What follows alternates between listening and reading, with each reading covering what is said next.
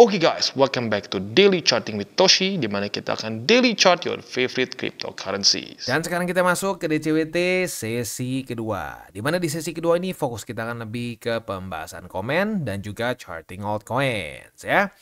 Malam ini kita akan keluar dua data penting, yaitu crude oil inventories dan ada juga satu lagi existing home sales ya. Ini keluar di jam 9 dan jam setengah 10 malam. Jadi buat lo yang punya posisi futures dekat-dekat ke jam rawan ini, boleh pertimbangkan untuk tutup posisi, terutama buat yang konservatif ya. Buat yang agresif minimal pasang SL ya. Sip, untuk BTC kita bisa di sini sayangnya statistik kalau reclaimnya tipis, sering kali fake out kembali terjadi ya. Tapi lebih amannya kita tunggu besok sih ya. Tapi apapun itu sekarang mulai koreksi. PR besarnya adalah bertahan di atas dari 117.753. Ya, kalau bisa bertahan di atas dari situ, overall oke, begitu ya. Dan selain dari itu juga kita akan masuk dulu ke news deh. Untuk news ini ngomongin soal NFT. Wah, NFT, kenapa bang? Lu sekarang main NFT? Nope, gue nggak tertarik main NFT ya. Dan menurut gue pribadi NFT ini resikonya signifikan lebih besar ya dibandingkan BTC, otomatis itu signifikan. Tapi bahkan menurut gue dibanding memes pun NFT itu lebih gede lagi resikonya. Begitu. Karena kenapa? Ya ini lebih apa ya? Lebih benar-benar kasarnya lebih spekulatif lagi begitu. Tetapi kenapa gue bahas? Ini menunjukkan bahwa apa? NFT saja mulai meningkat. Kita bisa lihat di sini market cap mereka tiba-tiba meningkat ke 6,7 miliar USD. Ini peningkatan 28% dalam sehari. Dalam sehari. Artinya apa? Artinya orang-orang mulai melirik lagi NFT yang resikonya sangat tinggi. Artinya apa? Ini menunjukkan potensi liquidity itu sudah mulai kembali ke market. Gitu. Kenapa ya? Mungkin lagi-lagi urusan si Trump yang terus menekan si Bang Jerome begitu. Jadi terlihat ya, kripto itu sangat sensitif juga terhadap macroeconomics. Begitu. Kalau lack in liquidity, aset-aset resiko tinggi akan sulit. Begitu. Tetapi mulai ada pertanda liquidity masuk, ya lu bisa lihat sendiri. Risk on asset menguat dengan luar biasa kan. Sorry, bukan risk on asset. Ya, soalnya BTC juga risk on ya. Tapi alts ya alias ya berbagai macam aset yang lebih beresiko lagi itu akan semakin populer begitu. Karena kenapa? Sekali lagi ada potensi akan ada liquidity yang nambah di market. Dan bisa terlihat sekali dengan BTCD. BTCD terjun payung, benar-benar bukan cuma terjun payung, terjun bebas nih ya, nggak pakai payung lagi sama sekali ya. Ya, tapi apapun itu sekarang mulai ada kasarnya recovery lah dari BTCD ya. Tapi apapun itu sekarang banyak orang yang mulai merasa bahwa liquidity semakin kembali.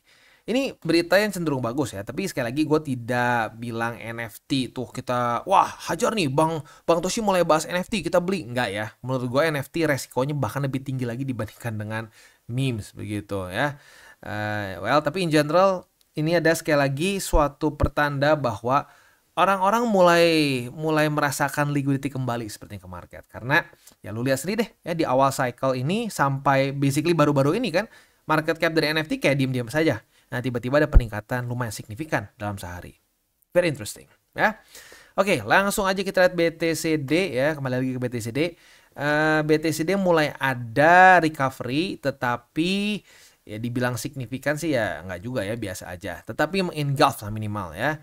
Jadi mungkin dalam beberapa hari ke depan apakah BTC akan mulai memberikan pressure kepada altcoins ya? Apakah dia akan retest skema 200 seperti dulu di November ya? We'll see. Tetapi ya intinya satu hal saja, keep it 60-40. Memang pertandanya semakin banyak dan semakin bagus sebenarnya ya. Balance sheet juga masih cenderung netral ya, ya Bang Jerome masih terus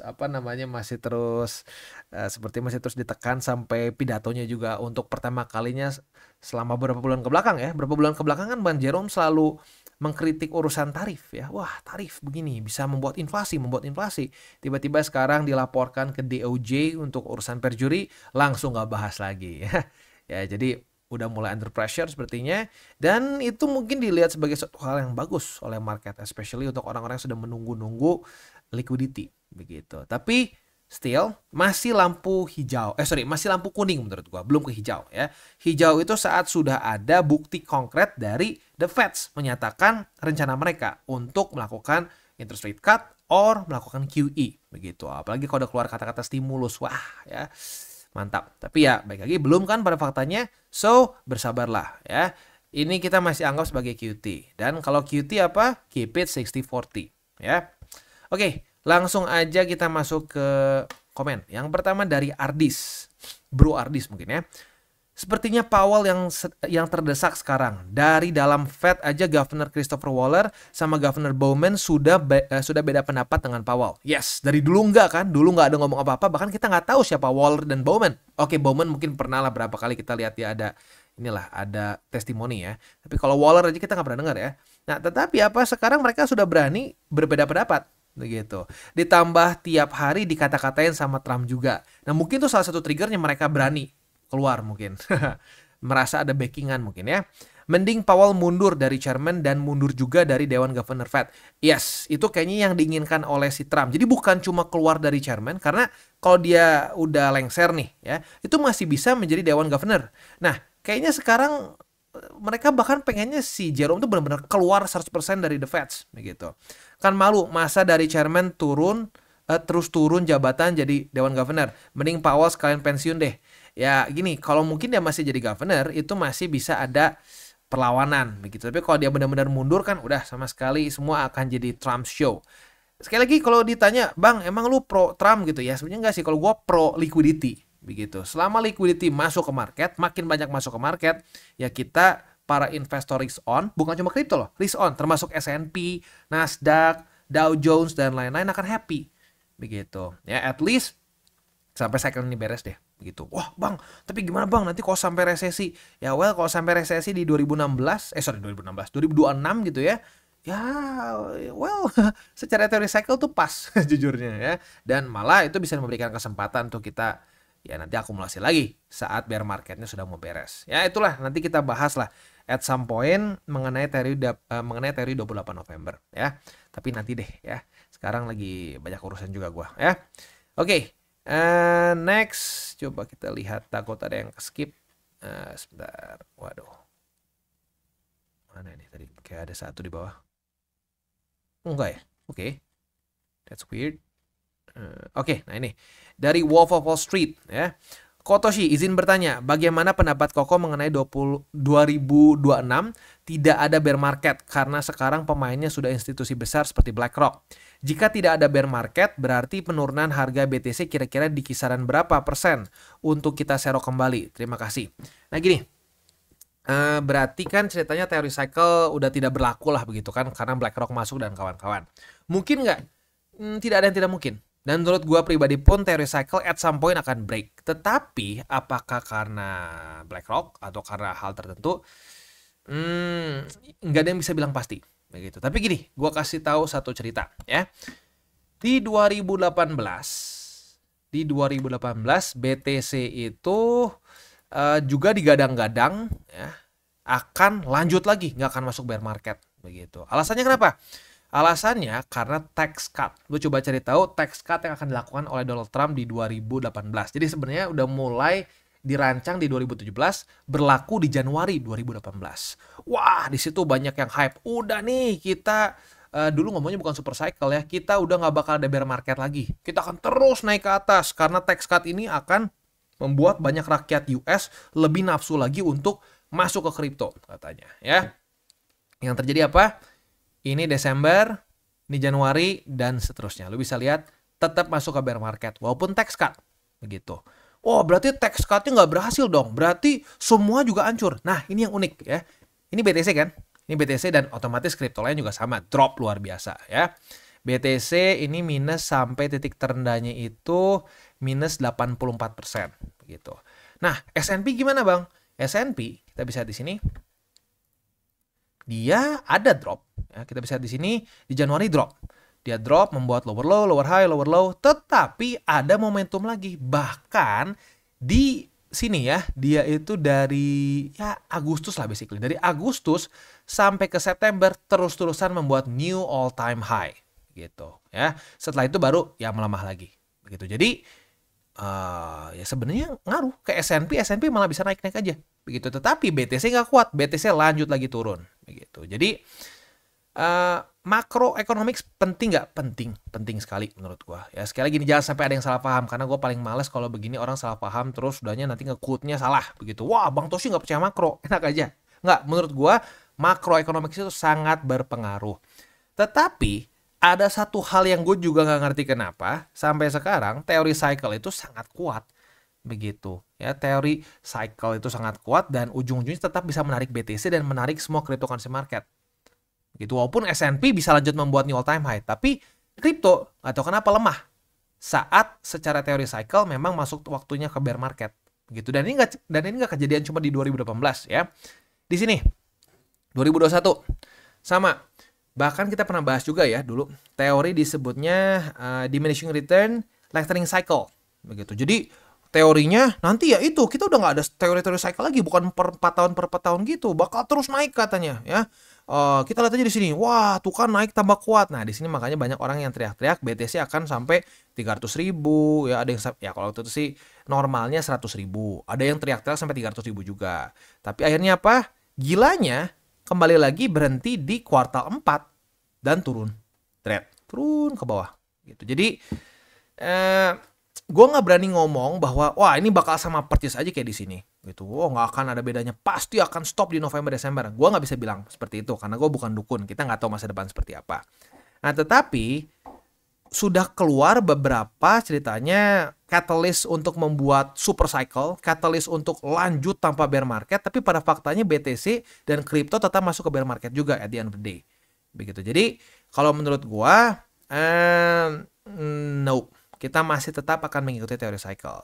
Tapi gimana Bang? Just in case nih kita ternyata teori ini bener Bang, kita lanjut lagi ke atas. Ya sudah, lu TP-nya nggak usah semua, begitu. Tapi gue sarankan yang lu sisakan BTC, jangan alts, begitu. Jadi misalkan BTC lu punya 1 gitu. Nah, lu sisain deh misalkan 20%, gue sisain 0,2 deh BTC, siapa tahu naik lagi, begitu. Tetapi kalau lu malah mau double down, lu mau all in lagi, udah tahu teori cycle berhenti di kuartal 4, lu all in misalkan di Desember. Wah, enggak nih, gue percaya, gue bakal lanjut lagi ke atas.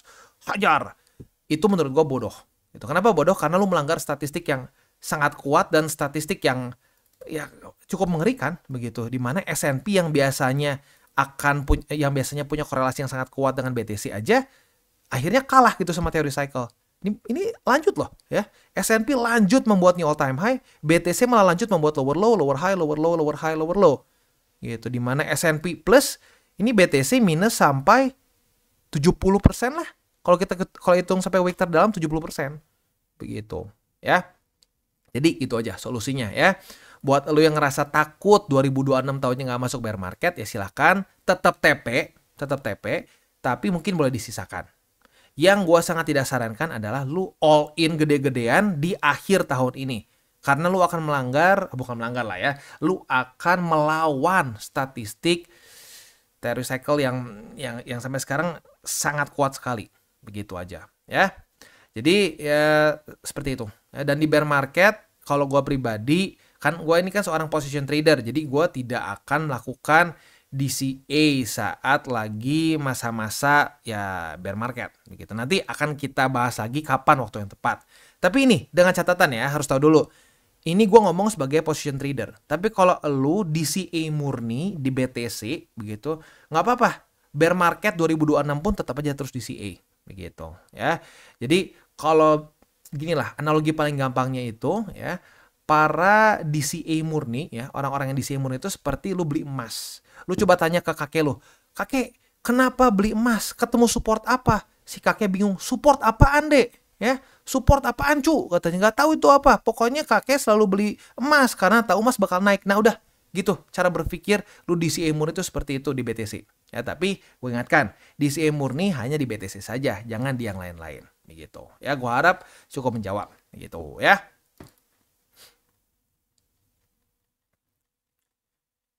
Ada lagi nggak? Oke, ada lagi. Dari JR Channel. Halo Kotoshi, gimana kabarmu? Semoga sehat terus kok. Amin ya. Kok saya keluar semua alt dan meme. Memang agak menyesal ketika melihat market pump naik ke atas. Saran Kotoshi apa yang harus saya lakukan? Makasih kok. Sebelumnya jujur saya masih kurang edukasi, tapi jujur biarpun semua alt naik saya tidak FOMO kok. Malah masih menunggu BTC turun biar saya bisa nambah lagi. By the way saya ada di titik spot kok. Makasih sebelumnya dan sehat terus kok. Ya sebenarnya ya sudah sih nggak apa-apa kan dia masukin ke BTC juga kan. Jadi ntar ini keluar di alts dan memes itu dalam kondisi apa? Dalam kondisi kemarin minus atau plus atau gimana gitu ya. Ya sebenarnya gini, gua apakah menurut gua punya alts itu salah? Enggak, menurut gua nggak salah. Makanya gua kasih aturan 70-30 atau 60-40 kan. Nah, berarti yang penting itu adalah rasionya saja berapa banyak alts yang kita punya dibandingkan dengan BTC begitu ya. Ya sudah sih tinggal sisanya ya lu putuskan mau seperti apa. Pokoknya semakin lebih banyak BTC di portofolio lu maka lu lebih konservatif. Tapi semakin alts-nya lebih banyak ya dengan maksimum di 40% ya otomatis resiko yang lu ambil akan lebih besar. Begitu karena ya alts itu memang ya kalau lagi kayak sekarang asik.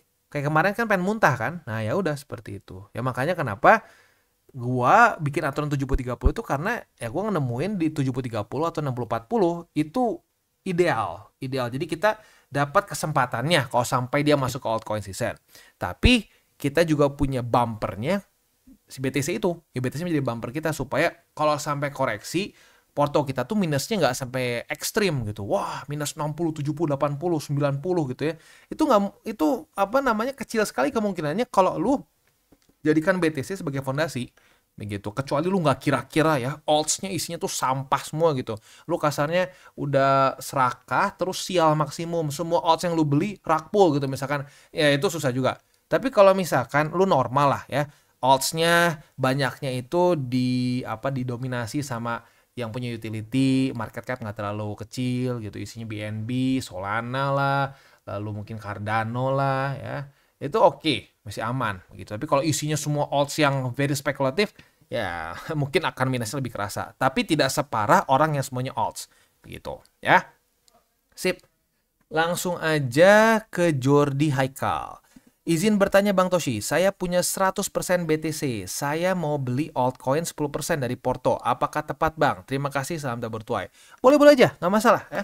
Yang penting kan nggak kena aturan 60-40. Kalau lu udah 60-40 nih, aduh bang, gue nafsu bang, pengen lagi bang, gue pengen BTC-nya gue TP sebagian ya, sebagiannya tuh setengahnya, udah gitu gue hajar semua ke alts, nah itu nggak bagus. Tapi kalau seperti ini nggak masalah, sekali lagi patokannya gampang sekali kok, jangan nembus 60-40, begitu. Selama masih BTC-nya 60% dari portofolio spot lu, monggo lu mau oprek-oprek seperti apa, ya.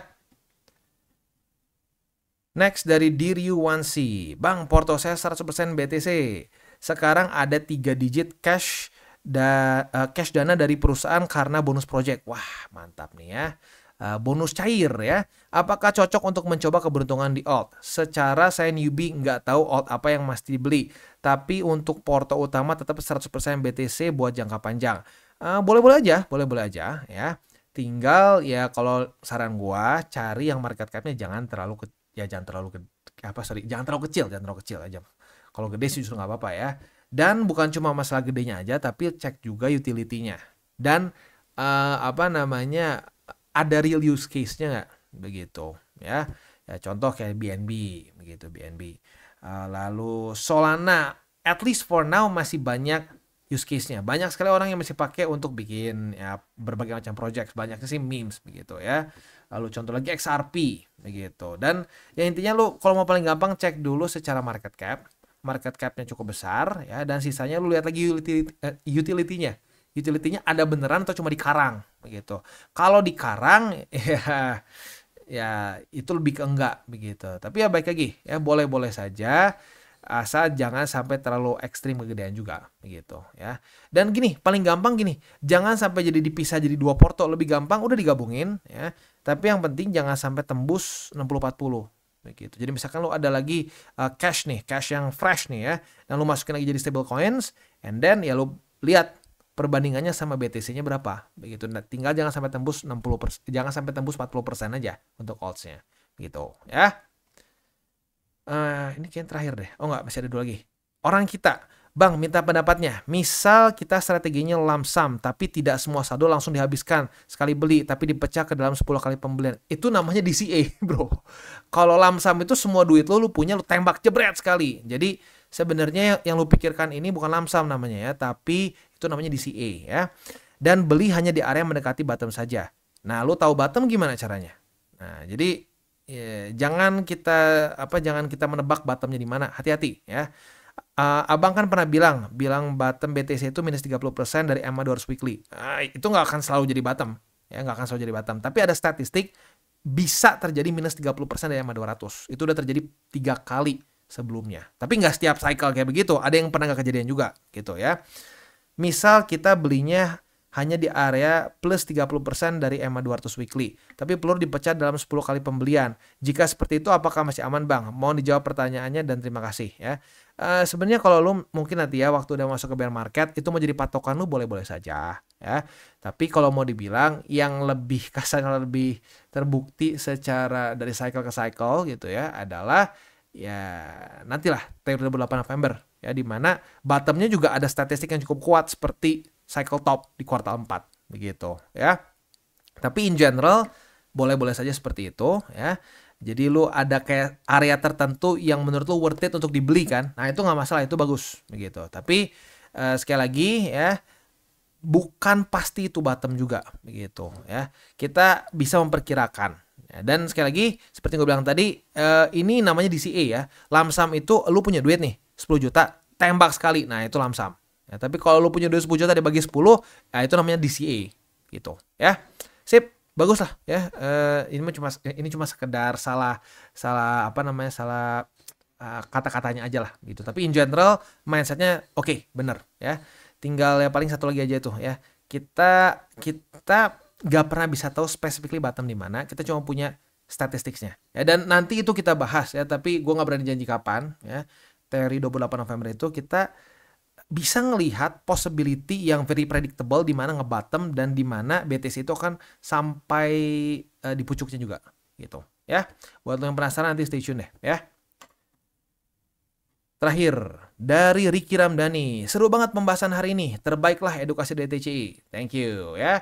Ya semoga bisa bermanfaat bagi banyak orang dan ya semoga makin banyak orang yang mau benar-benar belajar. Dan sekali lagi ya, thank you sudah membuktikan bahwa sebenarnya banyak orang yang pengen belajar. Jujurnya di 2021 tuh gue sempat sempat rada malas gitu untuk bikin konten karena gue rasa, aduh ini kok di Indo tuh kayaknya orang-orang isinya cuma pengen cepet kaya tiba-tiba gitu. Banyak sekali di 2021 tuh orang yang komen, udah jangan banyak bacot lah, ini bakal naik atau turun ya.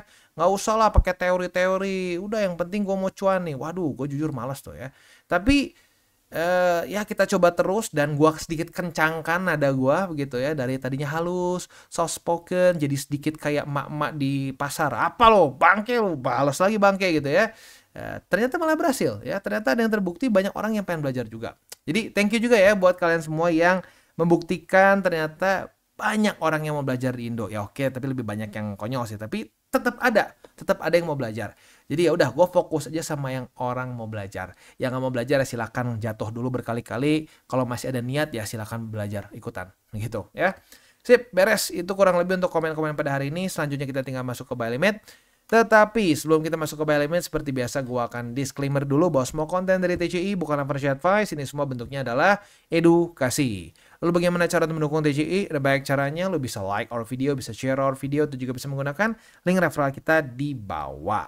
Dan sekarang kita akan dengar pesan-pesan dari sponsor kita pada hari ini. Oke, today's video is brought to you by Margex. Dan Margex ini adalah satu platform yang lebih fokusnya untuk ke trade futures. Walaupun ada juga option untuk kita trade berbagai macam mainstream crypto lah, seperti misalkan BTC, Ethereum, dan lain-lainnya.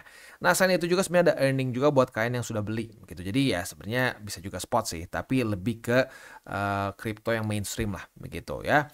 Nah, tapi fokusnya lebih ke futures. Dan juga ya yang unik dari sini adalah mereka itu ada bonus up to 10.000 USDT yang lo bisa dapatkan untuk trading account lo. Dan selain itu juga ya di Margex, buat lo yang sudah sering nonton DCWT sesi kedua, kemungkinan besar tahu bahwa di Margex itu sebenarnya sedang ada event. Tapi sebenarnya sudah lewat dari tanggal 10 Juli. Good newsnya apa? Good newsnya diperpanjang sampai ke tanggal 25 Juli. Dan apabila kena target sampai 1 juta USD, maka price poolnya akan diturunkan untuk top 10 traders ya. Jadi buat lo yang tertarik, bisa pertimbangkan untuk menggunakan link reflected di bawah dan trade di Margex ya, dan bisa ikutan juga untuk si trading competition ini. Karena trading competition ini spesifik dan khusus untuk yang menggunakan link reflected di bawah saja. Di luar dari itu ya berarti nggak ikutan untuk event ini gitu ya. Nah, selain itu juga gue udah bilang tadi ya, kita bisa copy trade di sini, lalu juga kita bisa earning dan berbagai macam hal lain juga. Gitu. Jadi buat lo yang tertarik, boleh pertimbangkan untuk menggunakan link reflected di bawah dan mulai trade di Margex. Dan sekarang kita masuk ke Hyperliquid. Untuk Hyperliquid kita bisa di sini sudah terjadi retest 1, retest 2 di EMA20 sebagai support. Artinya kita sudah dapat posisi long. Nah, posisi long kita ini target TP-nya boleh pertimbangkan yang agresif di angka 48,927. Yang lebih konservatif mungkin boleh di sini nih. Di ya sebenarnya di sekitar 46,024 itu boleh dipertimbangkan di situ ya. Untuk posisi spotnya ada di EMA20, lalu juga ada di angka 42,26 dan di 40,35. Next, Solana. Untuk Solana kita bisa lihat kemarin lanjut lagi ngepump 5,14%. Ya belum ada setup futures lagi ya karena ya habis ngepump begitu ya. Jadi untuk sekarang sih ya sudah, kita tinggal fokus di spotnya aja dulu. Untuk posisi spotnya ada di 153,8, lalu juga ada di angka 171,87 dan ada di EMA 20 ya. Next, Cardano. Untuk Cardano ya sebenarnya belum ada juga ini ya, masih belum ada lagi struktur juga, dan sayangnya kemarin nggak terjadi di tes kedua juga, jadi ya sayangnya kita nggak dapat juga setup futures ya. So langsung aja ke spot. Untuk spotnya ada di 0,841, EMA 200 dan juga di 0,723 ya. Itu kurang lebih untuk setup di DCWT sesi kedua ini. Sebelum kita tutup, seperti biasa gue akan ingatkan lagi 3 golden rules. Jangan berkembang panas, jangan over leverage, dan berpikirlah jangka panjang ya. Yang terakhir, salam tabur tuai. Ingat, apa yang lo taburkan tuai, jadi taburlah sebanyak mungkin hal baik. Oke guys, jadi itu adalah akhir dari segmen DCWT kita pada hari ini. Dan jangan lupa bagi kalian yang merasakan manfaat dari segmen ini, jangan lupa untuk share ke teman-teman kalian. Dan apabila lu pengen mensupport channel kita ya TCI, jangan lupa untuk menggunakan link referral kita di bawah. Nggak wajib ya, tetapi apabila lu menggunakan link referral kita di bawah, ada macam-macam ya, dari Bybit, Huobi, Maxi, toko kripto dan banyak lagi ya. Ya walaupun nggak wajib, tapi kalau menggunakan link referral kita, lu secara langsung membantu perkembangan dari TCI. Dan satu lagi, jangan lupa juga untuk join Telegram group kita, di mana kita bisa ngobrol-ngobrol santai mengenai dunia cryptocurrency secara dua arah. So, jangan lupa untuk like, subscribe, click the bell icon, and see you on the next video.